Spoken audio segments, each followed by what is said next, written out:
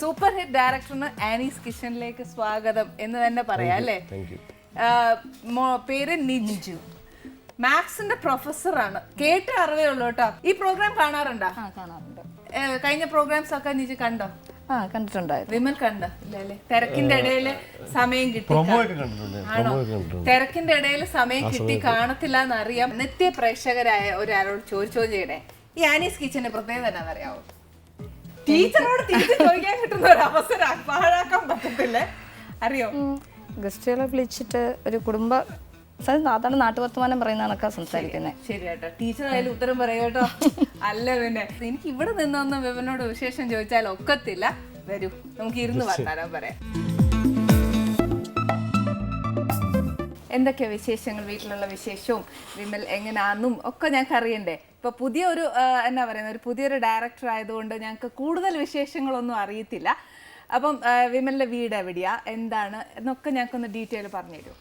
എൻ്റെ ശരിക്കുള്ള സ്വദേശം നെയ്യാറ്റിൻകര പ്ലാമൂട്ടുകട എന്നാണ്. ഇപ്പോൾ ഒരു 10-20 വർഷമായി അവിടുന്ന് നഗരത്തിലോട്ട് താമസം മാറിയിട്ട് ഇപ്പോൾ താമസിക്കുന്നത് കണ്ണമ്മൂല, അവിടെ ഒരു മാൻഷൻ എന്ന് പറയുന്നൊരു ഫ്ലാറ്റിലാണ്. ഇയാളുടെ വീടും എൻ്റെ ഈ വീട്ടിനടുത്താണ്. അവിടുന്ന് ഒരു 4-5 കിലോമീറ്റർ വ്യത്യാസമേ ഉള്ളൂ. കാരക്കോണം. അതെ അതെ.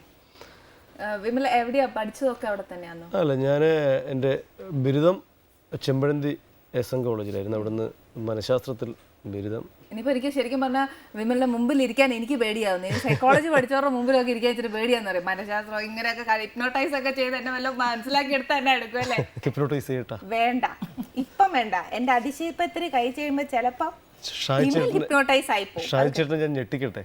വേണ്ട വേണ്ട, ഇപ്പം വേണ്ട. ഇത് നമ്മുടെ ഷോ കഴിഞ്ഞിട്ടൊക്കെ ഞെട്ടി. പിന്നെ ഇതിലേക്ക് ജേർണലിസം ഒരു 15 വർഷത്തോളം മാധ്യമ പ്രവർത്തനമായിരുന്നു. പിന്നെ ഇതെല്ലാം വിട്ടിട്ട് ഇപ്പം ശരിക്കും ഒരു അല്ല, ആ സമയത്തും ഇപ്പോൾ ജേർണലിസം പഠിക്കുന്ന ആ സമയത്തും മനസ്സിൽ സിനിമ ഉണ്ടായിരുന്നു. സിനിമ എഴുതണമെന്നായിരുന്നു വാസ്തവത്തിൽ അന്നത്തെ ആഗ്രഹം. അതെ, അത് കഴിഞ്ഞ് പിന്നെ എപ്പോഴോ ആണിതൊരു, എനിക്ക് തോന്നുന്നു വിഷ്വൽ മീഡിയയിൽ വന്നപ്പോഴാണ് സംവിധാനം എന്നൊരു സംഗതിയിലേക്ക് വന്നത്. സ്ക്രിപ്റ്റ് പിന്നെ ഉപേക്ഷിക്കാൻ കാരണം? ഉപേക്ഷിച്ചിട്ടൊന്നുമില്ല, ഞാൻ ചില സീരിയലിലൊക്കെ സ്ക്രിപ്റ്റ് എഴുതിയിട്ടുണ്ട്. സ്ക്രിപ്റ്റ് എഴുതിക്കൊണ്ടിരിക്കുമ്പോഴാണ് ഡയറക്ഷൻ ചെയ്യണം എന്നൊക്കെ തോന്നി? അങ്ങനെ ഒരു നാളെ രാവിലെ ഡയറക്റ്റ് ചെയ്യാം എന്ന് അങ്ങനെയൊന്നും ഒരിക്കലും ആവാൻ പറ്റില്ല. പക്ഷെ കാര്യം എന്താണെന്നറിയാം, അതിനകത്ത് ഇപ്പം വിമൽ പറഞ്ഞ ഒരു കാര്യം ഞാൻ സമ്മതിക്കുന്നു. കാര്യം എന്താണെന്നറിയാവോ, പെട്ടെന്ന് നാളെ എണീറ്റ് ഒരു ഡയറക്ടർ ആവാൻ പറ്റും എന്ന് വിശ്വസിക്കുന്ന ഒരു വ്യക്തിയല്ല വിമൽ. കാര്യം ഒത്തിരി വർക്ക് ഹാർഡോടുകൂടി, ഒത്തിരി ഹോം വർക്കോടുകൂടി, സത്യം പറഞ്ഞാൽ എൻ്റെ ഏട്ടൻ പോലും വിമൽ ചെയ്ത അത്രയും ഹോംവർക്ക് ഓരോ ഫിലിമിന് ചെയ്തിട്ടുണ്ടോ എന്ന് തന്നെ എനിക്കറിയത്തില്ല. സത്യം, അത് ഷുഡ് അപ്രീഷിയേറ്റ്. വീട്ടിലേക്കാണ് പോവേണ്ടത്. എനിക്ക് ഒരു പേടിയില്ല. കാര്യം എന്താ പറയുക, ഈ ഷോ എന്ന് പറഞ്ഞാൽ ഇവിടെ എല്ലാവരും മനസ്സ് തുറന്ന് സംസാരിക്കുന്ന ഒരു സദസ്സ് തന്നെ ഇത്. അതിനകത്ത് ഇപ്പം ഞാനിപ്പോൾ സത്യമാ പറയുന്നത്, ഏട്ടൻ പോലും വിമൽ ചെയ്തതിൻ്റെ അത്രയും ഒരു ഹോംവർക്ക് ചെയ്തിട്ടുണ്ടാവില്ല. ഓരോ ചെയ്യുന്നില്ല എന്നല്ല ഞാൻ പറയുന്നത്, he is also doing his own work. പക്ഷേ ഇപ്പം വിമൽ ചെയ്ത ഒരു പടം എൻ്റെ മൊയ്തീൻ എന്ന് പറയുന്ന ഫിലിം പെട്ടെന്ന് ചാടിക്കയറി എടുത്തൊരു മൂവി അല്ല. തീർച്ചയായും അല്ലേ? അതിന് വേണ്ടിയിട്ട് ഒരുപാട് പരിശ്രമം എൻ്റെ പിന്നിലുണ്ട്. അതിനു മുന്നേ തന്നെ എനിക്ക് തോന്നുന്നു കേട്ടറിവ് മാത്രമേ ഉള്ളൂ, ഒരു ഡോക്യുമെന്ററി ചെയ്തിട്ടുണ്ട് ഇതിന്. ഞാൻ കുറേ അധികം ഡോക്യുമെന്ററി ചെയ്തിരുന്നു. അതിലൊന്ന് ആയിരുന്നു ജലം കൊണ്ട് മുറിവേറ്റ, അല്ലേ? പക്ഷെ ആ വാക്കുകളിൽ തന്നെ ഒത്തിരി ഡെപ്ത് ഉണ്ട് അല്ലേ? നമ്മളെ ഞെട്ടിപ്പിക്കുന്ന ഒരു അതിശയിപ്പിക്കുന്ന ഒരു കഥ ഈ കാഞ്ചനയുടെയും മൊയ്തീൻ്റെയും കാര്യത്തിലുണ്ടായിരുന്നു. ആ മുക്കത്ത് പോയപ്പോൾ തന്നെ എനിക്ക് അന്ന് ബോധ്യപ്പെട്ടതാണ്. അപ്പോൾ അന്ന് തന്നെ വാസ്തവത്തിൽ നമ്മുടെ മനസ്സിൽ അത് സിനിമ ചെയ്യാനുള്ളൊരു, അത് ഡയറക്റ്റ് ചെയ്യാനുള്ളൊരു ആഗ്രഹം വാസ്തവത്തിലുണ്ടായിരുന്നു.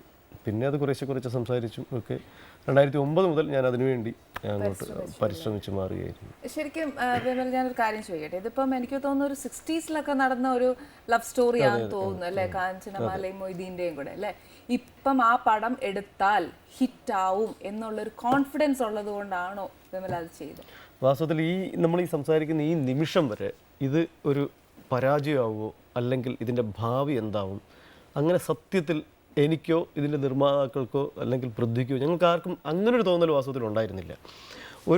ഞാൻ ഈ രാജുവിനെ ഈ ഡോക്യുമെൻ്ററി കാണിക്കുമ്പോൾ തന്നെ പൃഥ്വി പറഞ്ഞതാണ്, ഇതൊരു നല്ല സിനിമയായിരിക്കും. അങ്ങനെയാണ് ഇതിൻ്റെ മാറ്ററുകൾ, അതായത് നമ്മൾ പറയാറില്ലേ, ഒരു സംഭവങ്ങളുടെ ഘോഷയാത്രയാണ് ഈ മൊയ്തീൻ്റെ ജീവിതത്തിലുണ്ടായിരുന്നത്. ഈ പറഞ്ഞതുപോലെ 1960-കളിൽ കോഴിക്കോട് മുക്കത്ത് മലബാറിൽ ജീവിച്ചിരുന്ന ഒരു വലിയ ഹീറോ ആയിരുന്നു. ഭയങ്കര ഹീറോ ആയിരുന്നു. അതായത് അച്ഛൻ വല്യമ്പ്രപ്പറ്റാട്ട് ഉണ്ണിമൊയ്ൻ സാഹിബ് എന്ന് പറയുന്ന ഈ ഓർത്തഡോക്സ് എന്നൊക്കെ പറയാവുന്ന അതിഭയങ്കരമായ ഒരു കുടുംബത്തിലെ മരിക്കും വരെ കോൺഗ്രസ് ആയിരുന്ന, മരിക്കും വരെ പഞ്ചായത്ത് പ്രസിഡൻ്റായിരുന്ന ധാർഷ്ട്യമുള്ള ഒരാളായിരുന്നു. അപ്പോൾ ഈ മുക്കത്ത് എന്ത് സംഭവിക്കണമെങ്കിലും സാഹിബിനെ അറിയാം. ആ സാഹിബിനെ വെല്ലുവിളിച്ചുകൊണ്ട് ചില വിഷയങ്ങളിൽ, ചില പൊതുവിഷയങ്ങളിൽ മകൻ വരുന്നു. പക്ഷെ മകൻ എന്ന് വെച്ചാൽ ഭയങ്കര തമാശയാണ്. ഈ മൊയ്തീൻ്റെ പല കാര്യങ്ങളൊക്കെ നമ്മൾ നോക്കുമ്പോൾ പിന്നെ ഇദ്ദേഹം കൈവയ്ക്കാത്ത മേഖലകളില്ല. മൊയ്തീൻ ഞാൻ പറഞ്ഞില്ലേ, ഈ ആൾക്കൂട്ടത്തിലെ അത്ഭുതങ്ങൾ. ഇപ്പം നമ്മളിപ്പോൾ 3 പേര് കൂടിയിരുന്നാൽ ഈ ആൾക്കാരുടെ ശ്രദ്ധ മുഴുക്കം മൊയ്തീനിൽ മാത്രം പോകും. ഇവിടെ മൊയ്തീൻ ഉണ്ടെങ്കിൽ മൊയ്തീനിലേക്ക് അത് കൊണ്ടുപോകാനുള്ളൊരു ട്രിക്ക് ഇദ്ദേഹത്തിൻ്റെ കയ്യിലുണ്ട്, ആ നമ്പറുണ്ട്. അതായത് ഈ ഇന്ദിരാഗാന്ധി കേരളത്തിൽ വന്നപ്പോൾ സഞ്ജയ് ഗാന്ധി പിന്നെ അവരുടെ മകനും കൂടെ ഒപ്പം ഉണ്ടായിരുന്നു. അപ്പോൾ വേദിയിൽ ഇന്ദിരാഗാന്ധി ഇങ്ങനെ നടന്നു പോകുന്നു, പുറകെ സഞ്ജയ് ഗാന്ധിയുണ്ട്, മുൻവശത്ത് ജനാരവം, ആൾക്കൂട്ടം, അതിഭയങ്കരമായ പ്രളയം ആൾക്കാരുടെ.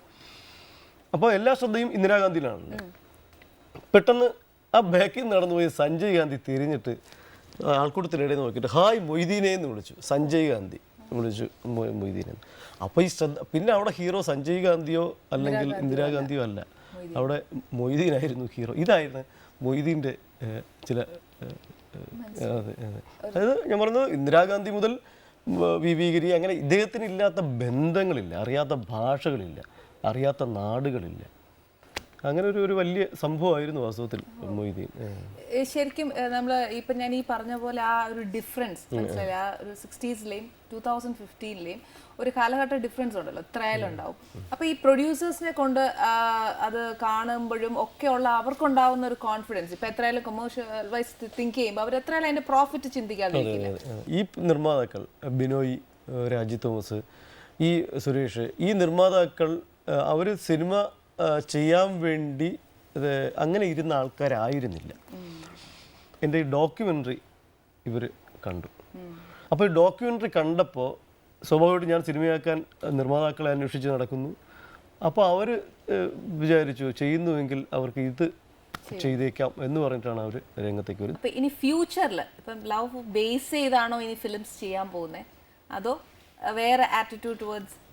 അല്ല, ഇതിൻ്റെ തന്നെ തമിഴ് ആണിപ്പോൾ ആലോചിച്ചുകൊണ്ടിരിക്കുന്ന അടുത്തൊരു സിനിമ എന്നുള്ളത്, തമിഴ് പശ്ചാത്തലത്തിൽ നെക്സ്റ്റ് മൂവി ടു ഡു.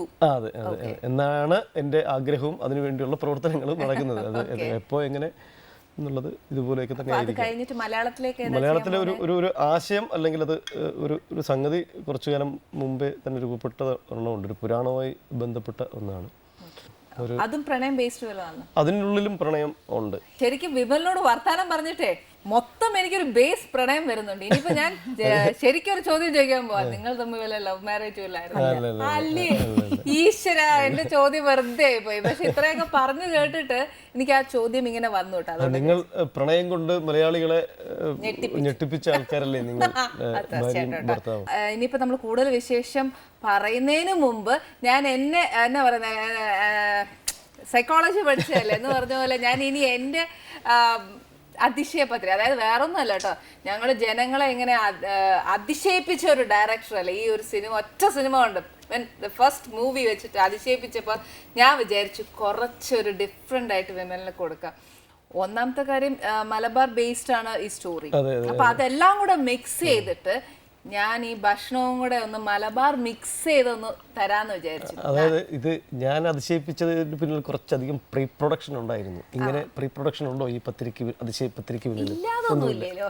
എല്ലാ കാര്യവും ഏതൊരു കാര്യമായാലും അങ്ങനെ ഉണ്ടാവും അല്ലേ? നമുക്ക് ഓൾ ഓഫ് എ സഡൻ ഒന്നും ചെയ്യാനൊക്കത്തില്ല. പക്ഷെ എന്നാലും ഞങ്ങളെ അതിശയിപ്പിച്ച വിമലിന് ഞങ്ങളുടെ ആനീസ് കിച്ചൺ ഇനി ഒരു അതിശയം തരാം.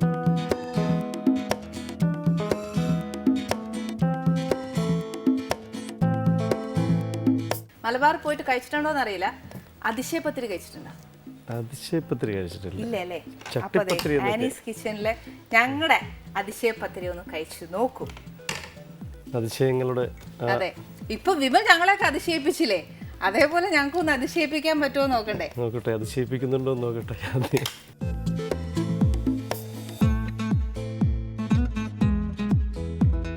ഫിലിം ആവാൻ വേണ്ടിയിട്ടുള്ള ഒരു ട്രാവൽ ഇല്ലേ, ആ അതൊന്ന് പറയാം.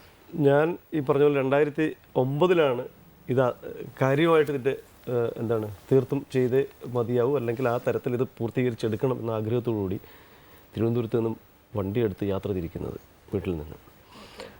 ഞാൻ ഒരു രസകരമായ സംഭവം പറയാം. ആ സമയത്ത് ഞാൻ വാങ്ങിയൊരു ഫോർഡ് ഫിയസ്റ്റ എന്നൊരു വണ്ടിയുണ്ട്. അതിന് ഞാൻ ഇവിടുന്ന് തിരുവനന്തപുരത്ത് നിന്ന് തിരിക്കുമ്പോൾ 20,000 ആയിരുന്നു അതിൻ്റെ കിലോമീറ്റർ റീഡിങ്. ഇന്ന് ആ വണ്ടി 1.5 ലക്ഷം കഴിഞ്ഞു. അത് തന്നെയാണ് ഇതിൻ്റെ നാൾ വഴികൾ.